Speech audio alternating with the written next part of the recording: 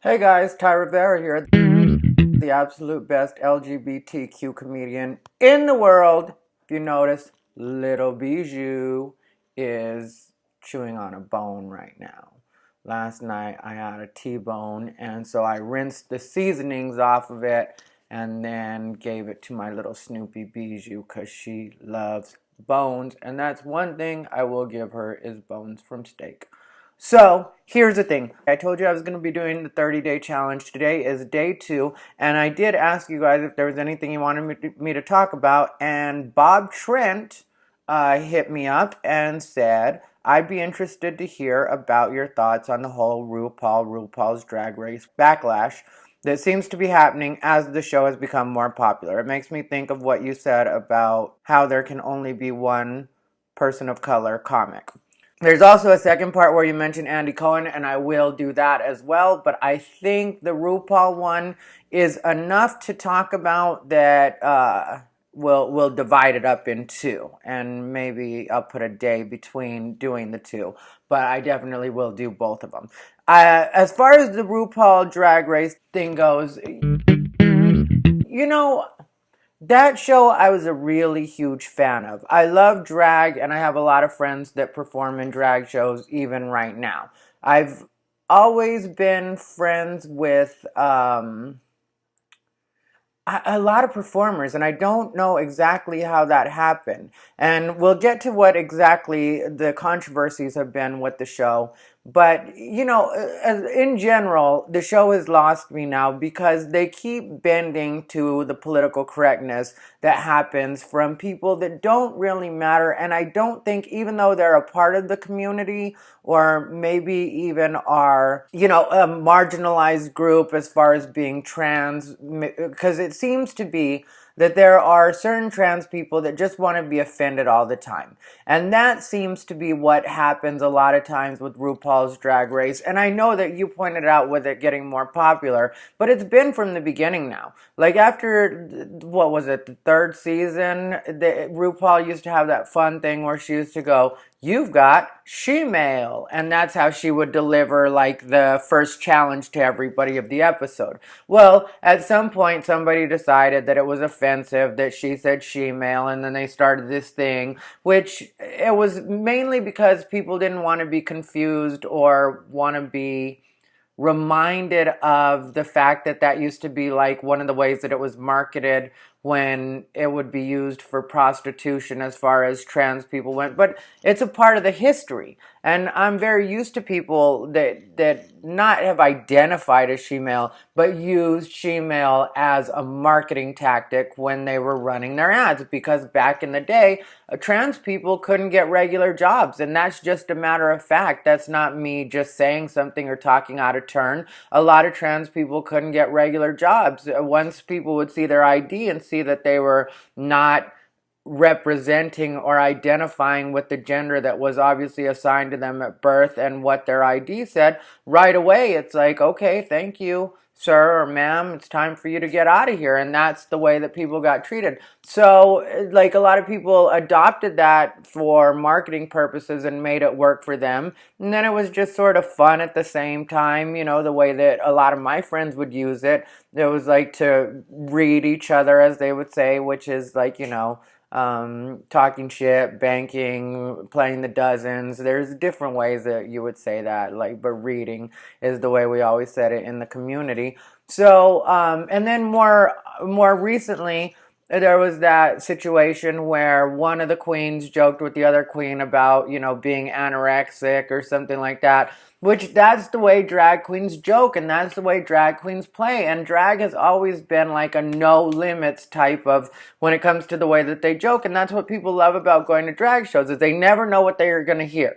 Straight people love going to drag shows because drag queens will say absolutely anything. The most politically incorrect stuff when it comes to race, when it comes to gender, when it comes to sexuality, when it comes to actual sex. Like, that's what drag queens do. And so, so I'm watching this particular episode, and I think it was from 2 seasons ago now, but I'm watching this particular episode, and one of the queens says something about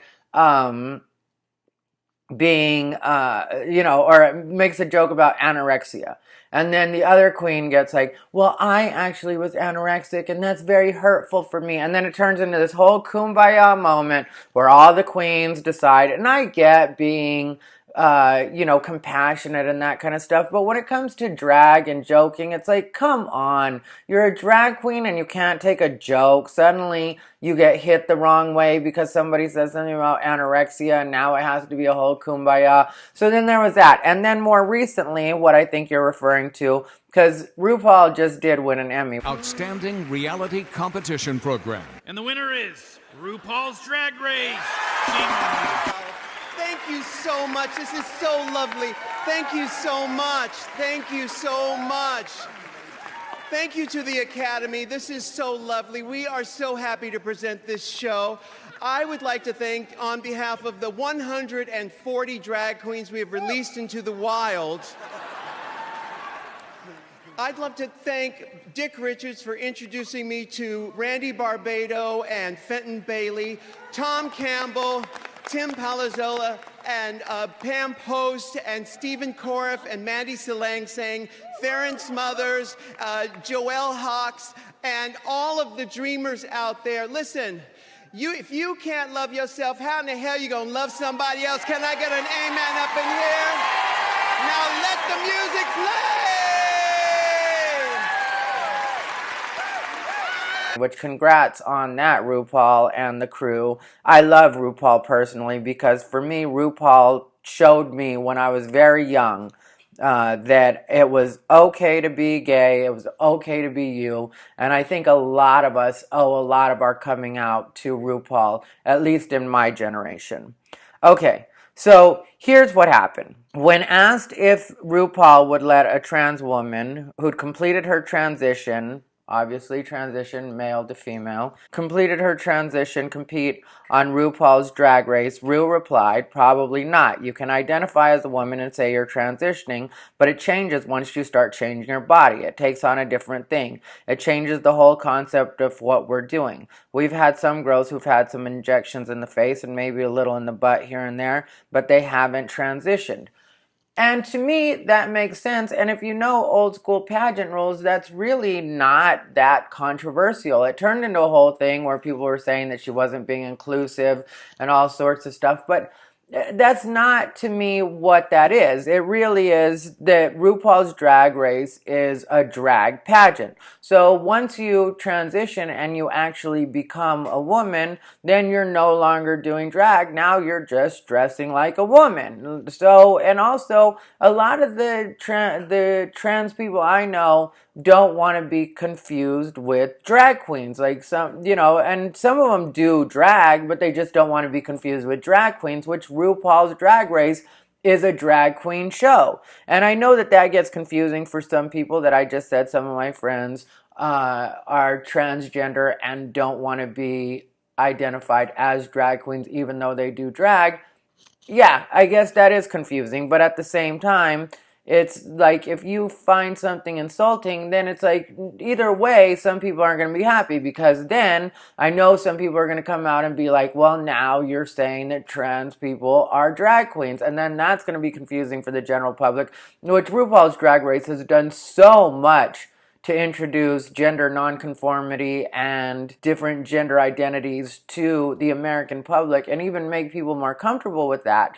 Because there's still a lot of people that don't even know the difference between drag and trans. But like at least they get to see something different, experience something different every week. I know some mothers that watch it with their daughters and the mother has no real connection with the community. She just stumbled on the show or her daughter just loved the show and it's just fun that way. So it gets kind of like confusing, or not confusing in that way, but kind of sticky because at the same time, it's like you're introducing people in middle America to this new concept, this new idea. And it's kind of like if you flood them, it's not really going to be the most helpful. And the other thing is just as far as pageants go, because like I said, I had a lot of friends that have done drag. And a lot of friends that are transgender. And I have a lot of friends that are transgender and do drag, even to this day. And so I always knew that there was that difference because when I was coming up, one of my best friends at a point, and she's still a good friend to this day, is Coco Van Cartier, which, if you're not familiar with Coco Van Cartier won Miss Continental, which is one of the biggest pageants. Coco is a trans woman, and she won Miss Continental Plus, and just is really an amazing performer. And I asked her how she felt about it, and she said that, this was a couple months ago. She came into Phoenix, and we were able to catch a movie together and hang out a little bit. And I asked her how she felt about RuPaul's Drag Race not allowing trans people to participate, and she just said that she wasn't really worried about it because she felt like not everything is for everybody, and if that's the way that RuPaul wants to run her pageant, run her show, then that's the way she wants to run her show. Coco Van Cartier, for anybody that wants to know, 2009 won Miss Continental Plus, and Continental is one of the biggest pageants in the drag world, if not the biggest pageant in the drag world. But just to make that difference or that distinction for you guys, there was always Miss Gay America, which a lot of people would just refer to as America. And America pageants were very specific about not allowing fully transitioned or girls that had too much work. The way that the rules worked, and this is for a long time now, forever, for, at least years and years. Okay, since its inception, Miss Gay America has prided itself as a showcase for pure female impersonation. Contestants must be men who live as men, achieving a convincing feminine illusion solely through their own ingenuity, creativity, and resourcefulness. Bodily feminization via female hormones, breast implants, and or injectable fillers such as liquid silicone is strictly forbidden. Plastic surgery and fillers above the neck are permitted, however. Whew, that means I can still be in. An interview in male attire is a key component of the pageant. Contestants are judged not only for their poise and articulateness, but for their overall masculine presentation. Points may be deducted for feminine aspects such as overly plucked eyebrows or long fingernails. So that was the America pageant. So after a while, the trans girls got like, well, why don't we have a space that we can perform in, that we can actually get ahead in? Because once people win these pageants, it really will turn what a lot of time is a labor of love and something that you just put money into you actually making money and getting jobs working throughout the country. So at a point, and I don't remember which year, but years later, they started the different pageant system, which was what Continental is on, which is the USA pageant, or US of A, might be the way that they say it. I think it's US of A. And that started where it was the titty queens, as some people called them, or the girls that had more work and, in a lot of cases were trans and had, their hips injected, and they're really amazing pageants. And the artistry is still there. And my thing is, I don't see anything wrong with either. I don't see anything wrong with saying this one is strictly for this kind of people. Like when it comes to comedy specifically, me being the absolute best LGBTQ comedian in the world, I realize that some contests aren't necessarily open to me because I am an edgier comic. So I do dirtier stuff in a lot of cases. I will go blue. I can be clean, and I am clean sometimes if you're paying me enough. But a lot of stuff, I just feel like, yeah, that's not really for me, and I'm not really worried about that. But if I want to do it, I can jump in and do that.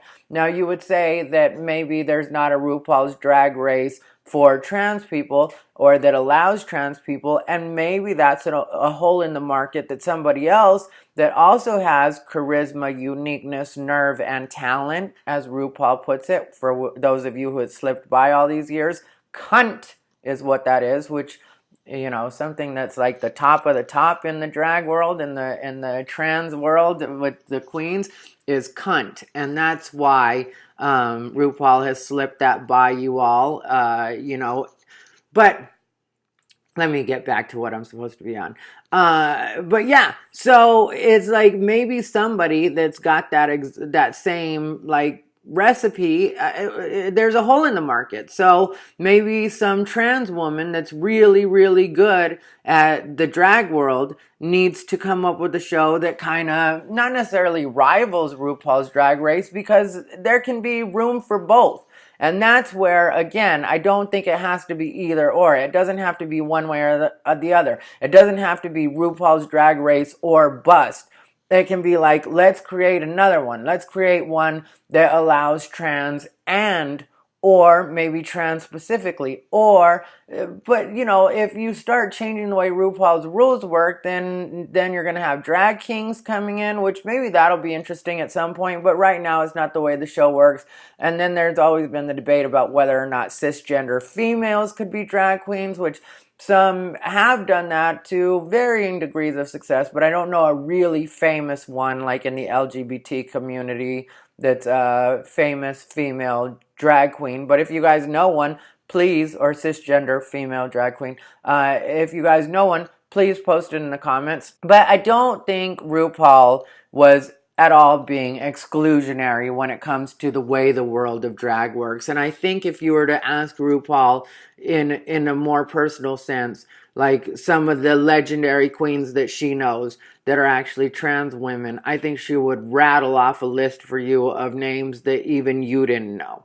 So I don't think we should constantly be attacking RuPaul or making it seem like RuPaul is doing something wrong by having certain rules to the way that the show works and what it is they're looking for. That's one thing. I do think when it comes to the background checks, they should loosen up a bit, because I know that some people have been held back from doing RuPaul's Drag Race because of criminal history. But if you know the history of our community, in a lot of cases, like I said earlier, the girls have had to do what they've had to do to make sure that they continue to be able to feed themselves and work. It's only in the last 10 years, maybe, that things have started to loosen up more. And it's only maybe in the last 5 to 7 that the trans people have been getting like more rights and treated in a more humane manner. It's something that I think really needs attention. And I know sometimes people take me as being transphobic because I will read a bitch, I don't care who you are. And it's because I have such exposure that I just feel like, yeah, I mean, like, if I feel something, I'm gonna say it. And if you come for me, I'm gonna come for you right back. But it's something that I really have a lot of sympathy towards when it comes to the trans community, because I firsthand have seen a lot of what my trans friends have had to go through in being discriminated against by like the police, by employers, housing, casinos. There are certain casinos that until recently, if a girl was trans and they spotted that, even the security, they would right away tell them they weren't allowed to be in the casino, which this is a dirty secret a lot of people don't know about Vegas. But for a long time, if a girl was, you know, a trans woman and it was obvious, then the casino would right away ask them to leave, because they just assumed that a trans woman in the casino must be trying to do some sort of prostitution or hustling. And sometimes they were. But stories for another day. Anyway, yeah, so there was the You Got Shemale situation, there was the anorexia situation, now there's the RuPaul saying that, you know, trans is something different, which I do agree with. You know, it's its own thing, and I respect both. And it's like, you don't have to be hateful or discriminatory just to say these are the rules of a particular thing, you know. And there have been queens on there that have been trans, which is also part of the debate that we could get into. You know, like there was Monica Beverly Hills that had the famous like, I'm a woman speech, and I felt like, bitch, who isn't? But, you know, it is what it is. And then Carmen Carrera, who later on came out as trans after doing her episode, she came out as trans and then got really sensitive when some stuff went down on Cake Boss, which we can get into that sometime. But I'm glad that you asked me this question, Bob Trent, and I'm sorry if this turned into a real rambler right here. But long story short, too late, we're 19 minutes into this bitch. I do feel like there is room for something else, and there's always room for something else. There's always room for something different. There's always room for something better. There's always room for something else. So, like I said, we need to find that queen, that trans woman that identifies as a queen or is willing to take her crown and just be like, let me start my own pageant, my own show. And it'll get on Logo too, because if you guys haven't noticed, the Logo Network doesn't exactly have a lot of stuff to watch. They're begging for another RuPaul's Drag Race.